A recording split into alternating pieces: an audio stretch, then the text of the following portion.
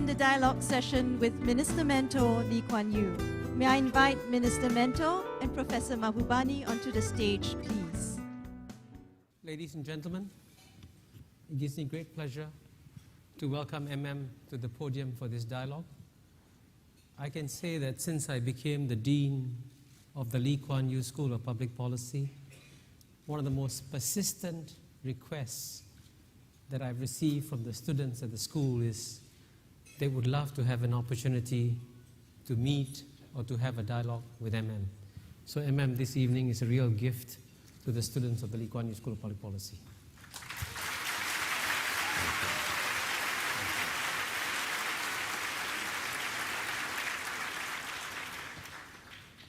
We're going to have a question and answer session. As a moderator, I'll pose the first question, and then I'll encourage the students and, of course, all members of the audience to pose the question to My first question to you, is that there has been a great deal of reflections among governments around the world on the causes of the great global financial crisis that we've experienced in the last year or two. Many, of course, believe that serious errors were made. I believe that many governments around the world would be interested in in finding out your reflections on this crisis. In your view, what were the 2 or 3 leading causes for this crisis? And also, apart from the obvious errors made by the banking sector, what were the key failures in governance from your point of view, Well, there are many more competent people, even in this hall, who can give you a more accurate answer. I've just met Paul Volcker this afternoon. Paul Volcker is here, And I met Victor Halberstad, and my finance minister is also well clued up. But I'll venture my impressions. I believe it is the excesses of the liberal system of regulations and the belief that a completely free market will allow enormous innovation and great benefits all around, capital allotted to the most profitable enterprises and the highest returns. So once the Congress and the Fed chairman decided that it was not necessary to regulate the derivatives and to supervise them, I think then the fuse was lit. Because once you find that you can mash up a lot of good and bad assets in one bundle and pass it on and collect your brokerage or whatever they call it, and so it goes all around Europe and other parts of the world. You've started something like a Ponzi scheme, which must come to an end sometime. And the absurdity was, there were people like Stephen Roach who kept on writing, I think for Morgan Stanley, extremely critical and Cassandra-like articles, analysis. As this is going through the roof, it's a bubble. But the Fed chairman didn't say so. He did not think so. He thought it was the higher productivity by the new methods of production, internet and so on. And that there was no inflation, so let it go. I think a combination of those two, no regulations and the belief that it's all right. I had a discussion once with the Fed chairman. I said, properties are going through the roof. He said, no. It depends on which city you're in. Some cities are overbuilt, some cities are underbuilt. So it's difficult to generalize. But by the time you're able to mortgage your house and it keeps on rising, you buy another house, and that keeps on rising. It must come to an end somewhere. And the end came, and that was the trigger. But the long fuse was lit, I think, by the belief that the free market was the best and no regulations was required for derivatives. And the business of a person in a financial institution is to make the biggest profits for himself. So I say just condemning the bankers and the profit takers doesn't make sense. You've allowed these rules and they work within these rules and they passed on their dark assets. It should not have been allowed, but it was, so we are where we are. Maybe we learn from this, maybe we don't, but I think however we learned, whatever lessons we learned, I believe the free market system, from time to time, you must expect a glitch and a failure in the market. It happens regularly. So if you believe it, you learn a lesson from this, and ever after it'll be no more crisis. And I think that's silly. It won't happen that way. It's the way of the free market economies. The other way, of course, is to regulate it like the Soviet Union did or the Chinese did before. Now the Chinese are somewhere in between. They used to believe that the American Anglo-Saxon model was the most effective, but they were cautious. They didn't want to get there too quickly. They kept their capital markets closed. They kept a pretty tight control on what the banks were doing. So they have come out relatively unscathed. That's the way I see it. And fortunately, our banks here thought that they were not smart enough to understand what these derivatives were, and they didn't deal in them, so we were spared. Yeah. Thank you, Amen. I'm going to ask the floor. I see a student over here. Please, can you ask the first question? Identify yourself, please.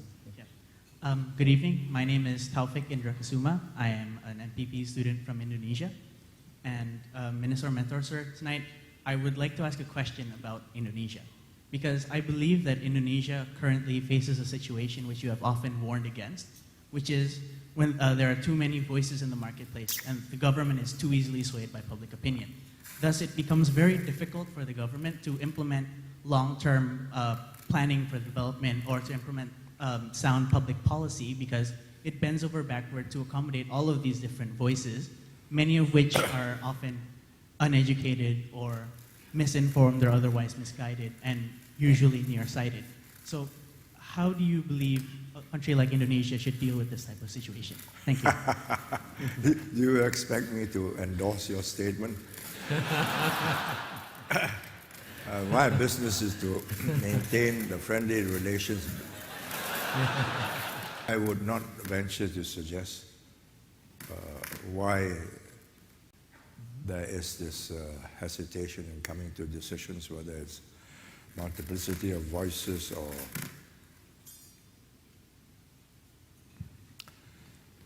I think I'll pass that question.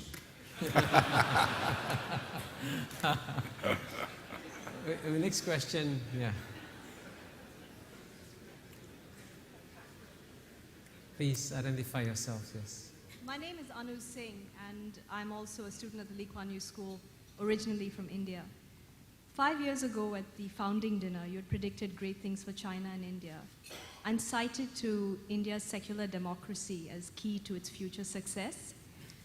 5 years on, I just wanted to ask your opinion on how well you think India's government is doing in separating religion and politics, and perhaps what advice could you give to India's new breed of leaders? I think all the governments want your advice. It's nearly as sensitive and difficult a question as the last one. But I'll give you my experience of India. I think despite all the failings, highly bureaucratic, red tape,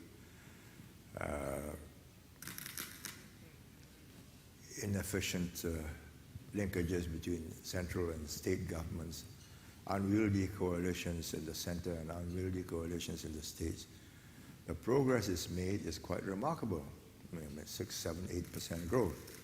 Once Manmohan Singh and Chidambaram opened up in the 90s after the IMF said, you've got to open up.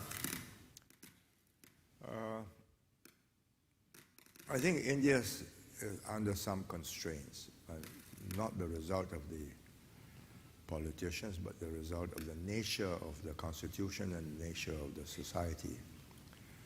China is homogeneous, 90% Han. So when the president stands up and the TV is on, more than 90% understand him because the minorities are also learning Chinese, Putonghua. So given those constraints, it's done well. Any Indian leader speaking in any language at one time doesn't reach more than, say, 40%. You speak in Hindi, you might get the Hindi North. You speak in English, you get the upper classes throughout the country, maybe 30%. You speak in Tamil, you get 70 million in Tamil Nadu, and you speak in Malayalam,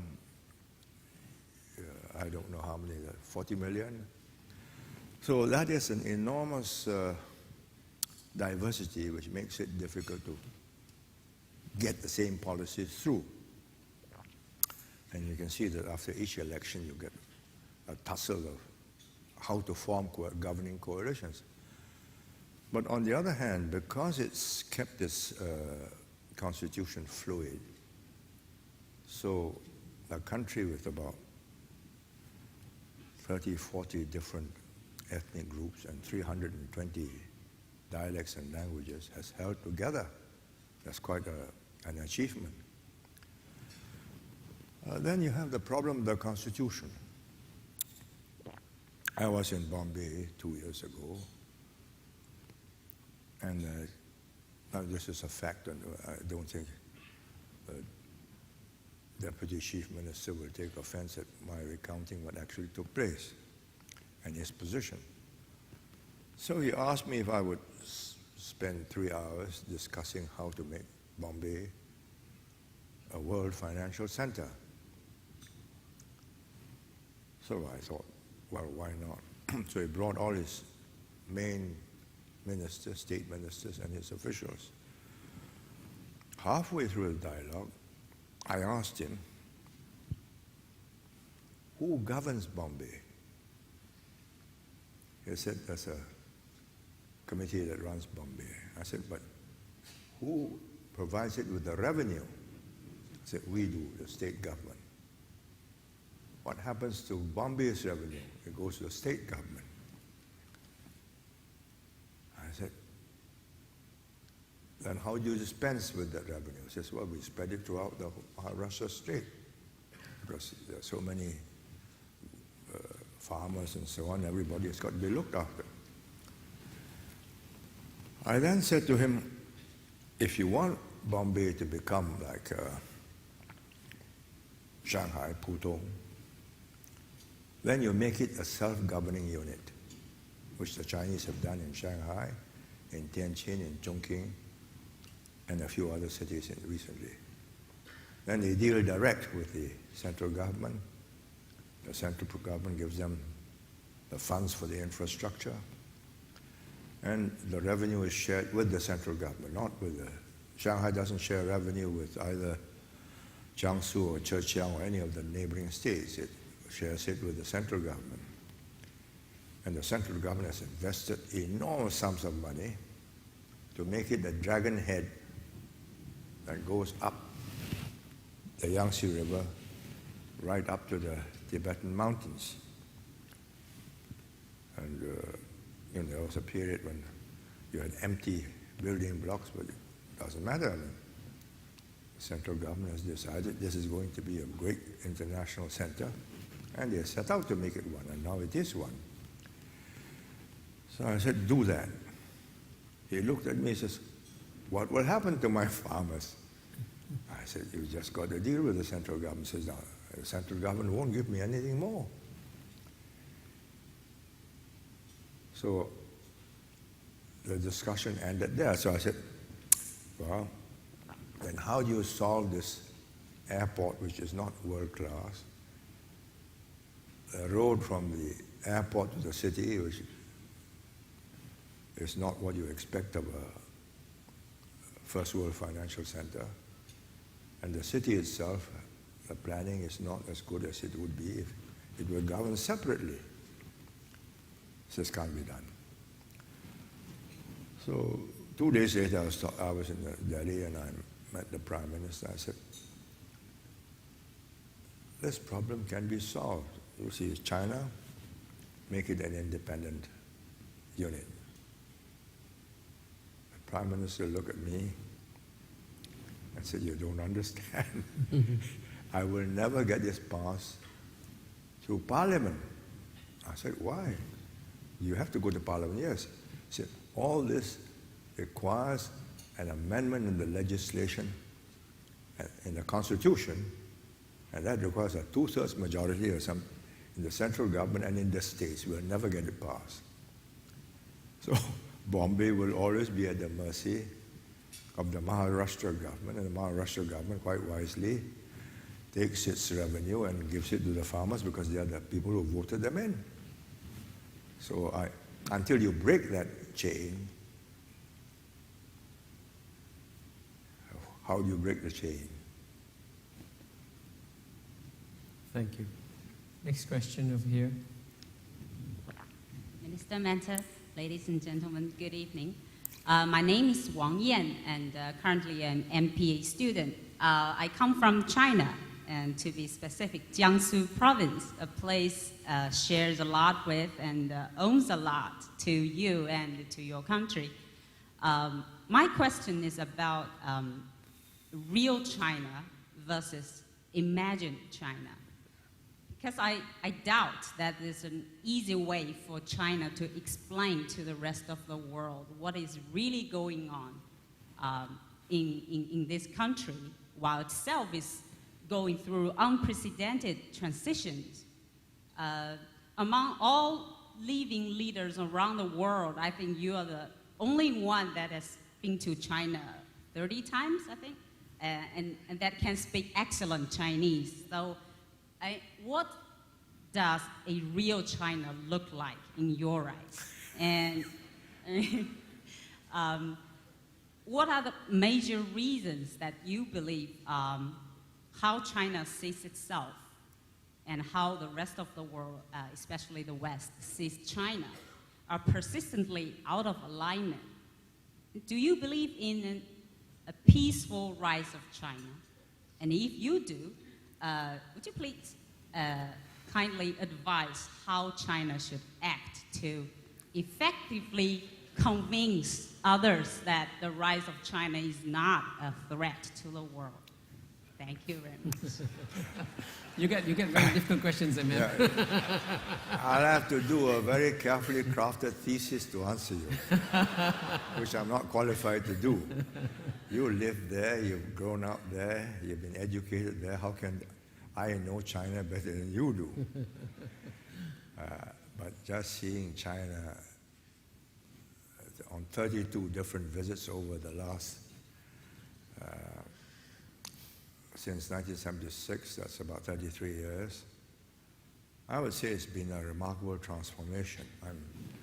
The China I visited in 1976 was dilapidated, down, gray, drab, everybody in the same Mao jackets, unlit streets.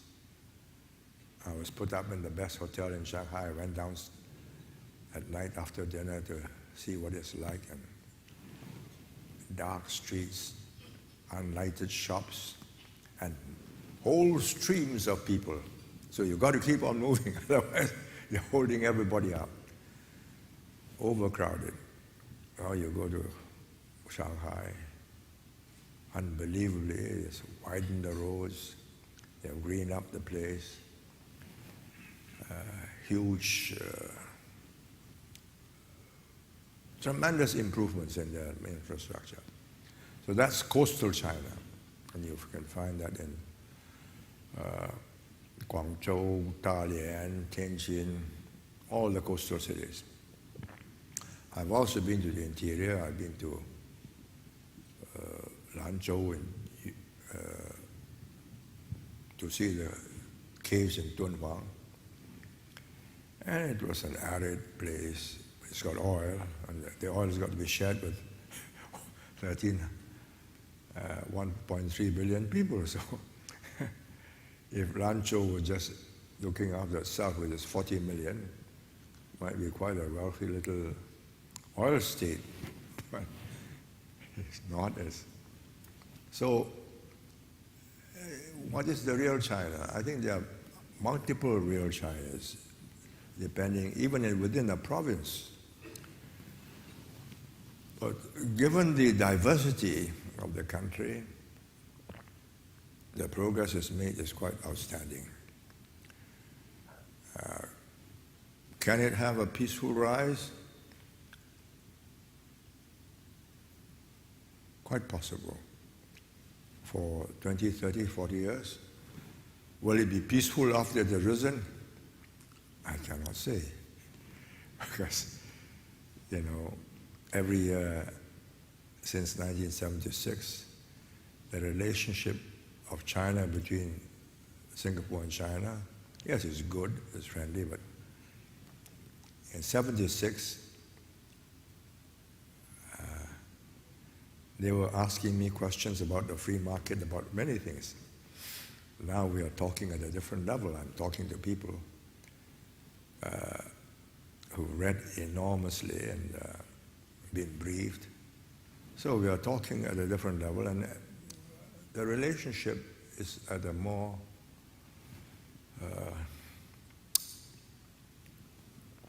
realistic level.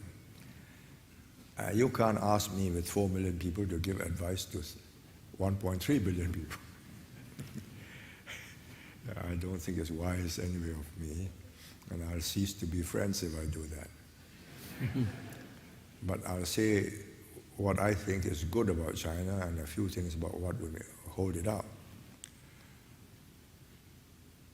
One, they've got the system going. When they say we will do this, it's done. The difference between India and China is stark. In India, Delhi can say, do that. But the chief minister says, you're not appointing me, I follow you. It's my voters who will make me the chief minister in the next election. So I say, yes, of course, but I don't do it. But in China, when they tell the party secretary, this must be done, and you don't do it, in the next reshuffle, you'll move sideways. So if you want to get up to the Politburo, you make sure it's a success. So you take Suzhou, all the I think there are 6 or 7 officials that we dealt with, and they were very able ones. They are now right at the top. 2 party secretaries, 1 member of the Politburo in charge of discipline and so on, a very important post. Because that's the way it is. The system works because if you perform, I promote you. You don't perform, you're out. Sideways. So that's a systemic difference. The other thing that impresses me is the quality of the men that's coming up. 76, I met revolutionaries. Everywhere you went in the provinces, coming Wei Hui. So the Revolutionary Committee greets you, and their sum total of knowledge is Marxism, Communism, Leninism, and Maoism. And now you're meeting a different generation. The younger you go, the more Western educated they are, the more they're familiar with the world, and the higher the quality, and I think they got the system in order. You have to retire at that age. 65 in the center In the provinces, mayors retire at 60, party secretary 65. Even in the center, you're very good and you go on to 70. Now, what is the bad side? Well, the bad side is, first, a dysfunctional system because of the corruption, a lot of unhappiness at lower levels. How to be rid of it? It's a very difficult job because all communist countries face this problem. During the time when the economy was controlled, money is useless. You can have a lot of paper money, but you can't go, there's nothing in the shops. You go to the shops that your pecking order decides. I'm cadre first class, and I go hospital first class, shops first class, I buy all these things. You are cadre 9th class, and you go to a different kind of class. You are not even a cadre. Well, that's too bad. On one of my tours, this is where there's a bit of hypocrisy. One of the people who accompanied us was wearing this mouse suit. So I said, well, you see, I show you. He unbuttoned himself and said, fur line inside. And if you're an ordinary fellow, you don't have a fur line mouth. You just shiver, you put on more layers of cotton. But they maintain this egalitarian look. Now, the problem now is with that egalitarian look, the poor are being squeezed at lower levels, and they see little officials getting prosperous and leading a good life, and they are not in their land. They don't own the land, but nevertheless, having tilled the land, and they expect adequate compensation, and they don't get it, so you get riots. So I think there are serious problems of equity there, and with CCTV now, you can see how beautiful Beijing is, how beautiful Shanghai is, and I'm still in my mud house, or my mud hut. When is my turn? Nobody knows. I mean, maybe 50 years, 60 years, because the trickle-down effect will take a very long time. So the present leadership is putting all the infrastructure in the less developed areas. But can you convert it quickly? I don't think so. Educational levels are lower, cultural levels are lower, you've got to educate them. Teachers don't want to go to such provinces, good teachers, because where are the facilities for your children's education and hospitals and so on? So it'll be a problem getting them up to speed. So the corruption, inequality, and misbehavior, especially at lower levels, will lead to all kinds of problems, which can be contained because they've got a very powerful apparatus. People's security police, the army, the party. But if you want a country to progress, you must carry the people with you at all levels, which they did when they shared misery. But now the prosperity is not shared equally. I mean, you are here, you're from Jiangsu, it's one of the prosperous provinces. You're well dressed, you're well educated, you speak English. If you were in Lanzhou or Xinjiang, I don't think you'll have a chance to travel and be in Singapore. So these disparities will be serious problems. So the internal problem is the most important single difficulty you must attend to. Peaceful rise, it is in China's interest to grow in a peaceful environment. If you are engaged in wars or conflicts, you won't grow. I mean, you see Vietnam. From 1945 to 1991, they were engaged in a series of wars. Nearly broke them. Now they are recovering. It took a long time. And the Chinese know this. This generation has been through hell. Great leap forward, hunger, starvation, near collision with the Russians over the Amur River, cultural revolution, gone mad. So they said, okay, we've got a chance now to join the other countries at the top. Let's not disturb this opportunity. So hence this concept of peaceful rise. I met the party school vice principal. He asked me to speak to the students once.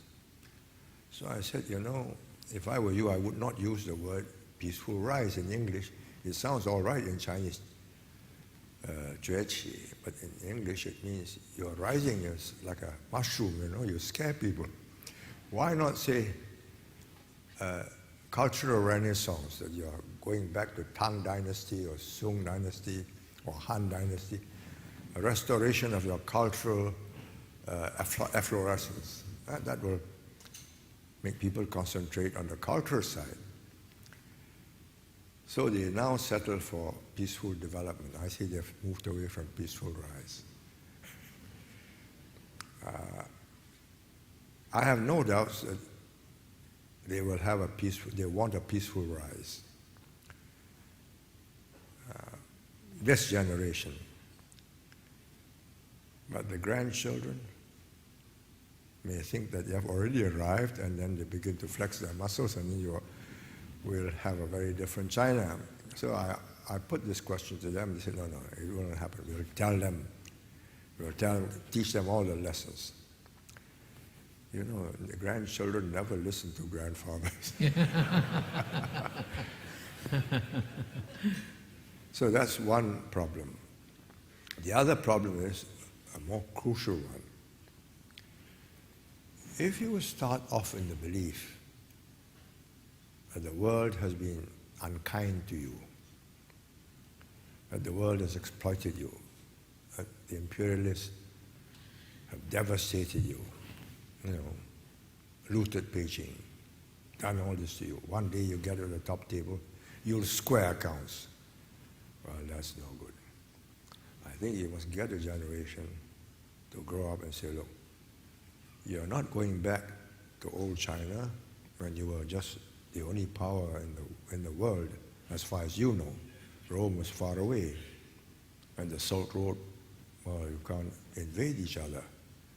But you are now going to grow, let's say in 50 years, with an economy, total GDP more than America, easily more than Japan, but per capita still low. But you are just one of many other powers,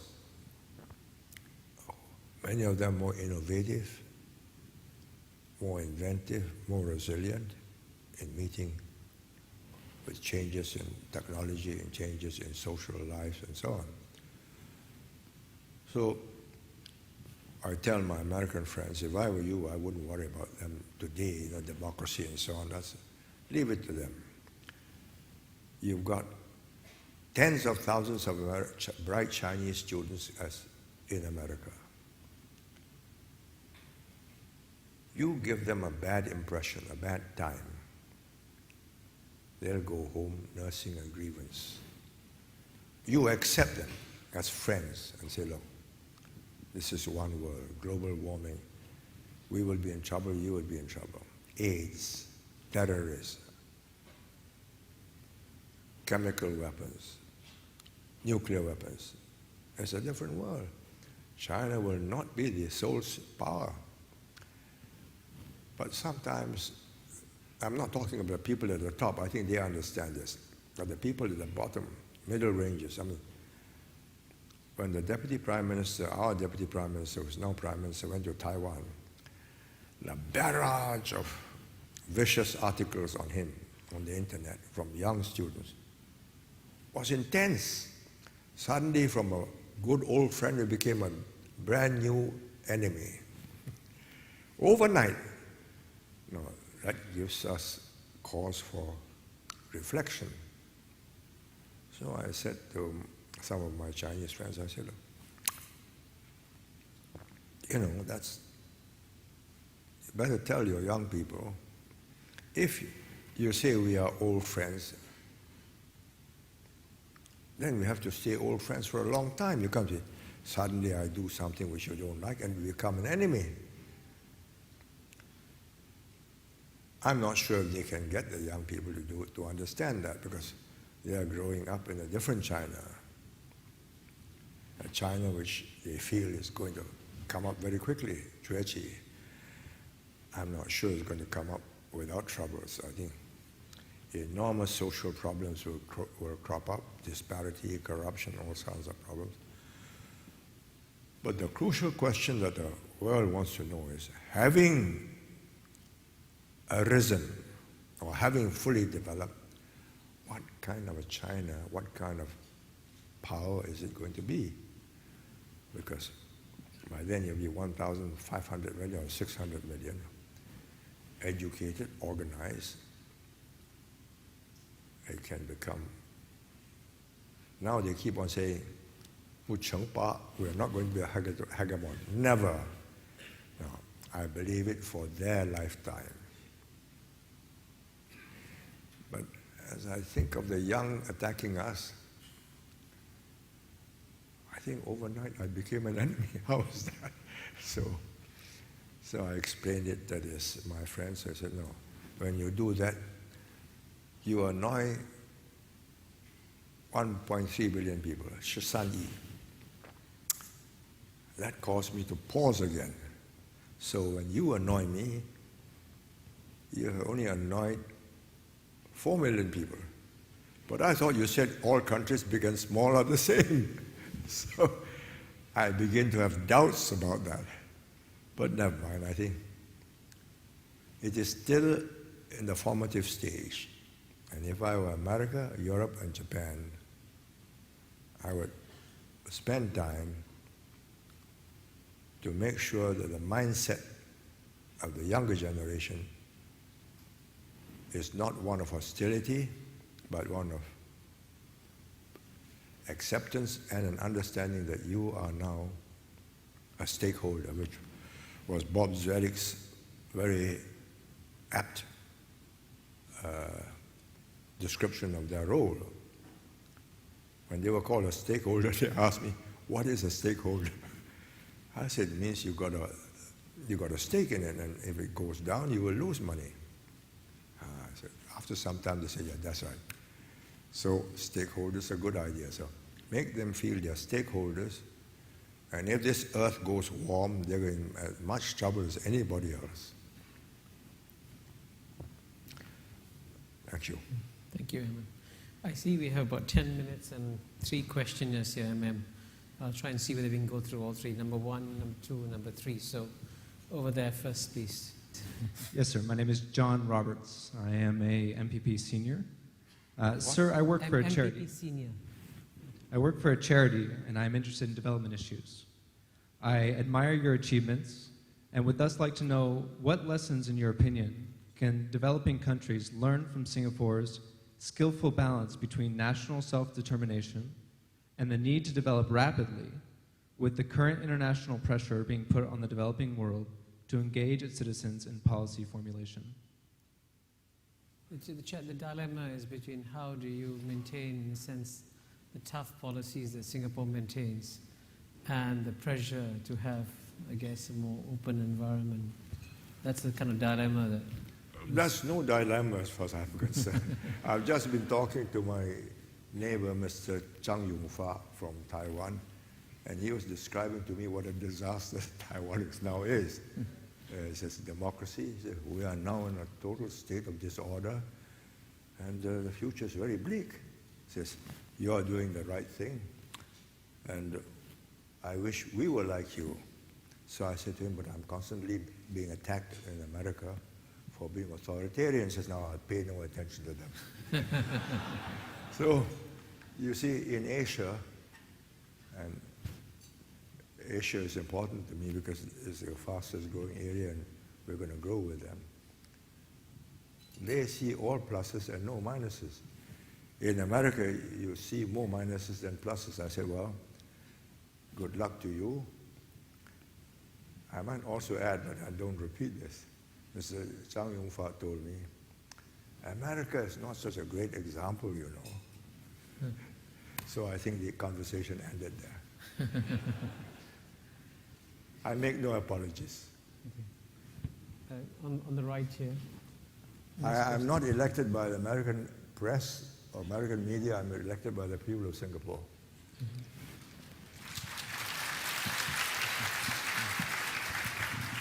Over, lady on the right here. Yes. I'm Catherine Lim, a writer and political commentator. Who? Some years ago, I was Catherine giving Lim. a talk to some British businessmen and, you know, giving my usual spiel on Singapore politics and civic liberties. During the question and answer session, one of the businessmen raised his hand and said, I have a question, or rather a suggestion. Could we please have your Lee Kuan Yew, and in exchange we give you Tony Blair with Sherry Blair thrown in? I said, Mr. Lee is not going to like your noisy, messy, rambunctious democracy. And he said, no matter. And then went on to say that if there were but 5 Lee Kuan Yew scattered throughout Africa, the continent wouldn't be in such a direful state today. Now, after this light-hearted sharing, my question, sir, in the event of a serious threat, a very serious threat of a freak election, would you do the unthinkable? That is, send in the army. Thank you. Of the what? Send in the army, do the unthinkable. What is the danger, what is the situation where that would be contemplated? Well, this is what I would like to find from you, right? Would you do this? The question MM is asking you, what is the unthinkable situation? Oh, in the event of a very serious threat of a freak election, would you do the unthinkable, and that is send in the army? You look at our record, and you look at the moves we have made. What is she? She's Catherine Lim. Is it? Catherine Lim, she's a writer. And Well, I mean, let me put it simply like this. First, we maintain the system which gives any opposition the opportunity to displace us peacefully. And we allow the system. We have not interfered with the civil service, we have not interfered with the judiciary, we have not interfered with the parliamentary procedures on the system, police and so on. And if you can win an election, so be it. And at some time, someplace, we will not be able to find a team which can equal an opposition team. And that day we deserve to be out. If we become corrupt, if we become inefficient, we can't deliver, we're out. Now, what if we have a freak election? As we may well have, because many voters now tell you openly, you know, my family, 3 of us voted for you, but 2 of us voted against you, just to let you know that we want an opposition voice and we don't want you to be so overwhelming. So in that situation, you may have a freak result. And I say, all right, that worries me. So we have set in place a president with blocking powers. So any opposition that comes in will find, first, he cannot touch the reserves. Otherwise, you can promise the sky and spend the money. And all our hard-earned savings will go within 5 years. Second, you can change the top officials without the president's consent. The first 3 or 4 officials and commanders, police and so on, you cannot change them. And if they retire and you want to appoint a new one, the president must approve. And all the government funds, any raiding of the funds, even under our control now, PAP, must be approved by the government, by the president, who has a council of presidential advisors who are very well versed, experienced economists, businessmen, who will advise the president yes or no. Now, why should we do that if we expect to overturn an election. We expect, if we are voted out, to stay out and hope that within one term, that new government, incompetent, unable to deliver, will be out. And there's enough core competencies and the funds to enable a fresh PAP government to revive the system. Why do you think we put in all these safeguards? I spent 15 years thinking out these safeguards and finally persuaded my younger colleagues that we needed this, because they can't guarantee that they'll each time produce a better team than the opposition, just because we've done that in the past. I don't see any problem in the next election, probably the election after that, but if we don't find a good team in the election after that, and the opposition gets a good team together, we are at risk. That's the way it is. You know, one of the first lessons I learned when I went to LSE for one term, I attended Harold Lasky's lectures because he was a great preacher, you know, he was a great orator and a lecturer. And he spent one or two lectures in a crowded lecture room in Houghton Street in London, explaining why Britain is going through this Labour government revolution. He said, if you don't have a system where you allow change and fundamental change by consent, you will have a revolution by violence. And this is because the British have allowed and the middle class acquiesced in the change and later on adopted the National Health Service and a whole host of other social security measures. There was no revolution in Britain as the middle class became less and less well off.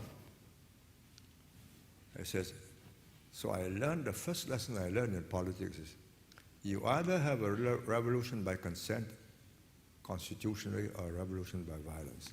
If we block all possibilities, we must expect violence. And in that violence, eventually the army won't shoot, because you are in the wrong. I mean, that's what happens in Africa. So the army goes in and holds up the president and often shoots him.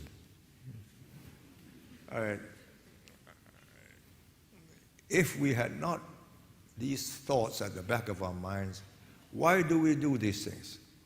Now, you're a novelist. I don't know what you dream of or what you imagine, but find a reason why we should do that just to bluff the people, that in fact we're preparing a coup and all the army commanders are our children or relatives.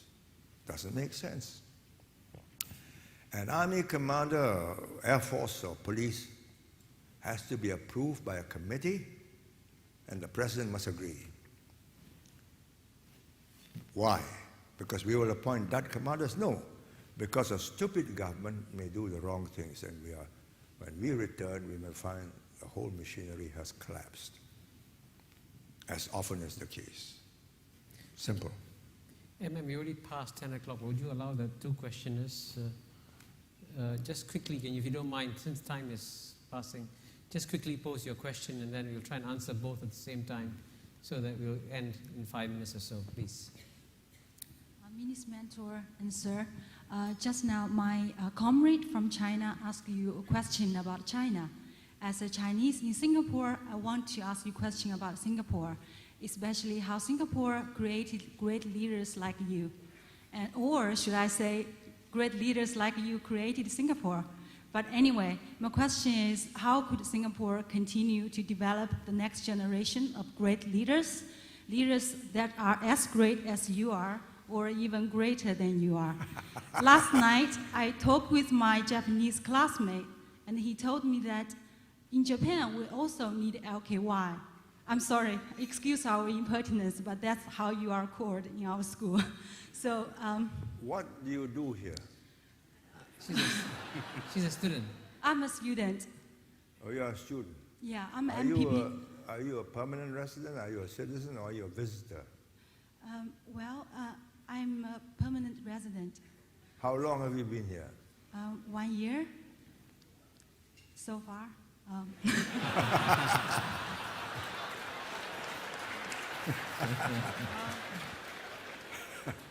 Well, I can't tell you how to find leaders. I'm having trouble finding new leaders in Singapore. It's not easy. If you read American books on leadership, and I went to Harvard once and I met 3 or 4 experts who teach lessons on leadership. You can train leaders and give them knowledge. I start off from a different standpoint. That is from my personal observation. You can make a good company leader by training him. You can't produce a political leader by training him. He must have the passion. He must have the instinct to do something for his fellow men. He must have the capacity to persuade them to follow him. I went to a sheep farm once in Australia. And the farmer had 100-odd sheep on a mountainside. He had 2 or 3 dogs. And he was at the bottom of the hill, and he blew the whistle, and the dogs gathered the sheep into the pen, and he didn't move. So I said, wonderful. How do you choose these dogs? How do you train them? He says, well, we take them as young pups and look at their eyes. If they've got good, strong eyes, and the sheep looks at the dog and is scared, then you've got a starting point. But if he hasn't got the stamina, he hasn't got what it takes, that he will go with you thick and thin the whole day, then drop him. Don't waste time. You train one who's going to is trainable. The capacity is there. It reminded me of a TV Q&A I heard in New York one day. I was in the hotel listening to the program, and there was a man called Singer, something Singer. He writes novels or books in Yiddish. So the interviewer asked him, because he was teaching people how to be writers, says, can you teach a writer? He said, yes, provided he's got it in him to be a writer. Then I will make the process very short. But if he hasn't got it in him, then I'm wasting my time. So I subscribe to that school. So when I look for a successor,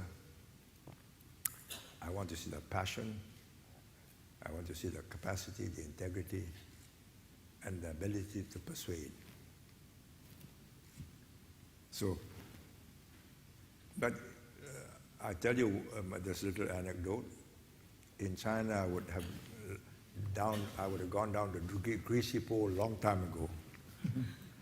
I told Deng Xiaoping at dinner in 1976, if he were in Singapore, I'm quite sure he'll be the leader.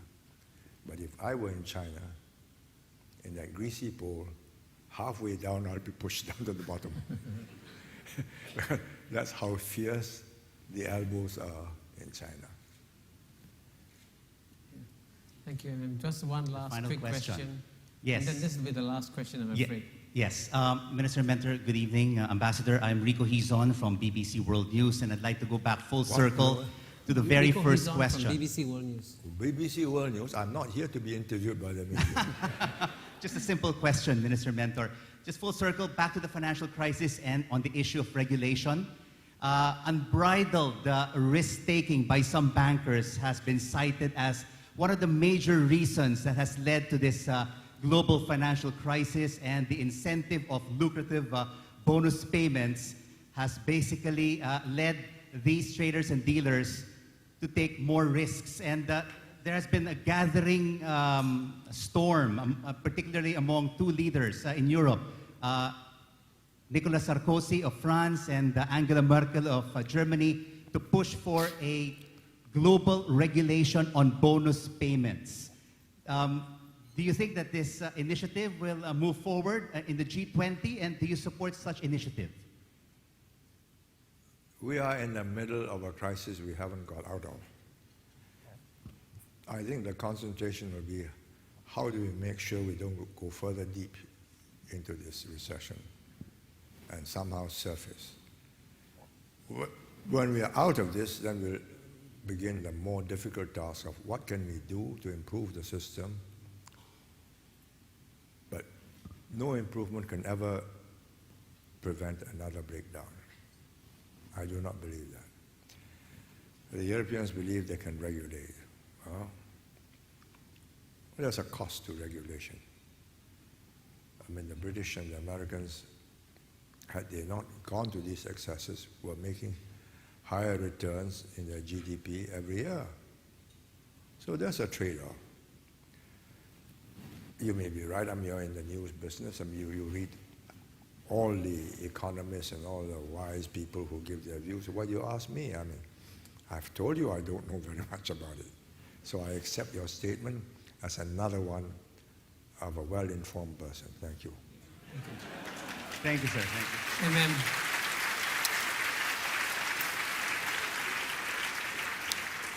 Thank you very much for sharing your wisdom with us.